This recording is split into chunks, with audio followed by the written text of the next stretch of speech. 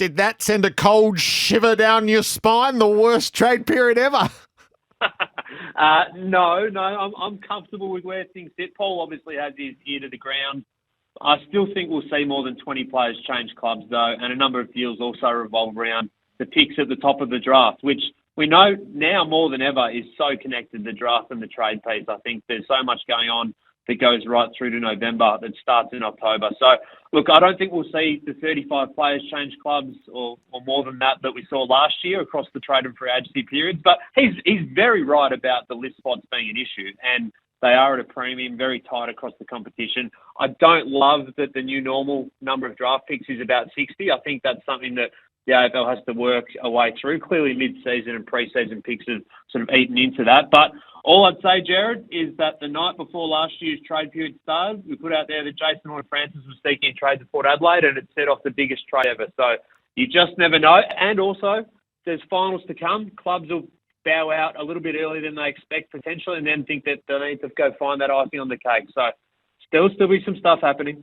There's new names in the mix at the moment. So one name that's no longer in the mix is Taryn Thomas. How did this unfold for him to stay at North Melbourne? Well, for a start, he's got a year to go on his deal at North. So it's good money, and I think he would have been a challenging one for clubs to rip out of the Roos on a longer-term lucrative deal, which he would have wanted to if he had to put up his hand to go. So that great run of form at the back end of the season. The reality is, though, it's been such a disrupted year, as we all know. He'll be at the end of his sixth year next year, and I think that's at the point where it's a bit of a career maker in 2024 for Taryn Thomas. So I think clubs are looking at him in that way as well. If they're going to go and grab him out of and wrench him out of North Melbourne, would they have been prepared to pay what the Roos would have wanted to get him to get out of there? He's potentially their best player, their most talented. So I think that's probably where it sits at the moment. We wait and see what he does next year when he's out of contract. What's the latest around Babi or Chol? It was said on Gettable last week that he was up for grabs despite having 2 years to run on his contract. There's obviously that forward line squeeze there. We've got a statement through from his management, Pacific Sports, overnight, saying they've been approached by a number of clubs that are interested in him as a trade option. There just aren't that many key forward and ruckman on the market, Gerard, as we know. So he's shown he can do that at the level last year. I think we'll see more of this once the Suns' VFL campaign is over in the next couple of weeks. But it's hard to see him remaining there if there is that interest there from rivals. The new name that has dropped in is Archie Perkins, and people are there are Twitter on this as to anxious Essendon fans or maybe hopeful Geelong or North Melbourne fans. What do you know about the Archie Perkins scenario? It arose on Twitter, which always fills you with a level of doubt. But no, I don't think there's a whole lot to that at this point. Look, he's got a year to go on his contract at the Bombers. Was a Cats fan growing up. Big Paul Chapman fan, actually. He plays a little bit like Paul Chapman, I think, in the future. But no, I think we'll see him at the Bombers next year. Is there any unease around Port Adelaide's meeting with Brody Grundy, just as the finals are poised to begin? I don't think so. I'm not sure what your view is, but every club is meeting players at the moment. Clubs have been meeting them for months. Port and Sydney obviously chasing Brody. I think there's a reality among the clubs, list managers, players, teammates, coaches of how this works. Maybe supporter bases may feel a little bit different, but I think the industry itself don't really care as much about these meetings, which go on and on and on, and a lot of times don't amount to anything. Now, Melbourne could make the grand final. I think it would be odd for Grundy to wait until then to probably think about what he wants to do next. The other reality is that he's obviously contracted at the Demons, so a trade has to be made that satisfies them as well. And just, we get a lot of questions, I'm sure you do as well, Gerard, around how this would work from a financial point of view, and if there'd be three clubs involved, possible payment. Melbourne doesn't have to pay $1 if he goes. There's no way this is going to be a three-club arrangement paying for Grundy if he does leave. So Grundy has an agreement with Collingwood and an agreement with Melbourne at the moment. Melbourne and Collingwood don't have an agreement. So that's where that would play out. If he was to leave, that club that takes him on would be taking on all that's left from his Melbourne salary. Cal, one of the fun parts of the trade bell is all the correspondence that we get. So there are different tiers to this. There are first-hand sightings. We treasure real estate information that comes through.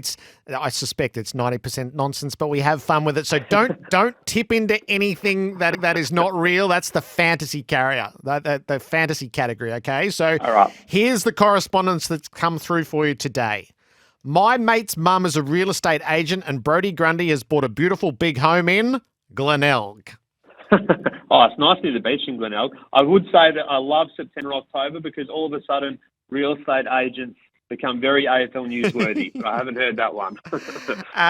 Had one yesterday from a correspondent who was in Burleigh Heads and had walked past Dusty Martin. Was he at the Pav?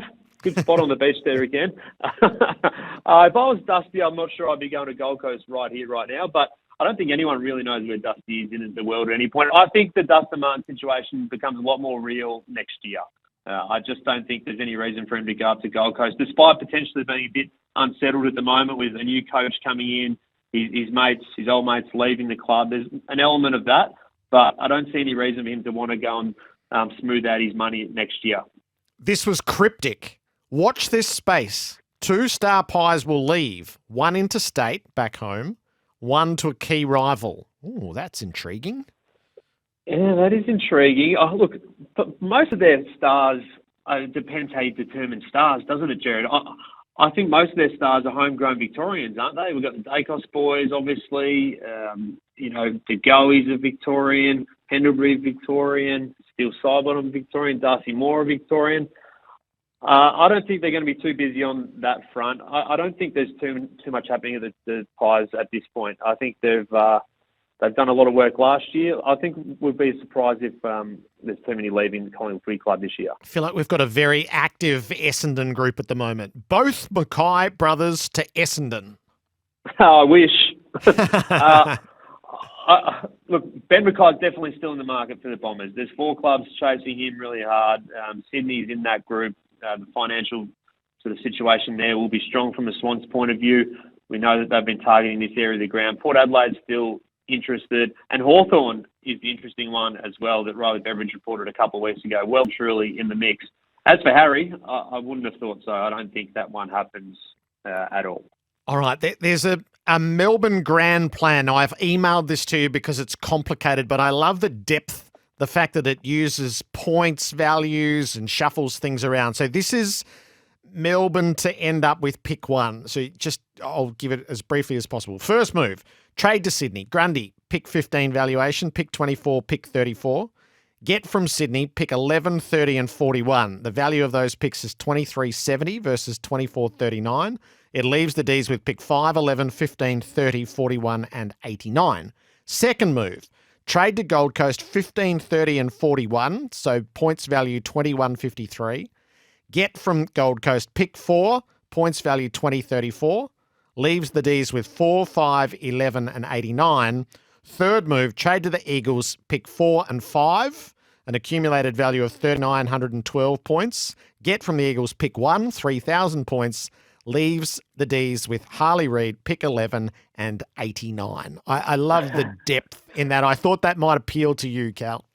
It does, Gerard. It does. I love the fact that there's a fair bit of thought that's gone into it. And this is how clubs are thinking as well. It's not just about the first move, it's the third move down the line. And look, there's parts of that could come through. Look, Melbourne's obviously one of the clubs that have interest in Gold Coast to pick.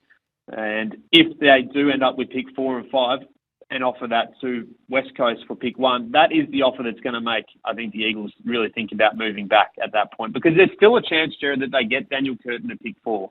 People would say there's no chance of that. I think there is a chance of that if they did that. This scenario, the one bit I think falls over is probably the first bit with Brody Grundy going from Melbourne to Sydney for pick 11 being involved. And I don't think the Swans are going to be wanting to throw out their pick 11 as part of the deal involving Brody Grundy. The only part that I would say is a little caveat to that, though, is that pick 11 at the moment, if they win this weekend, the Swans, that goes up to at least pick 13. There's maybe a compensation pick which bounces that out to pick 14.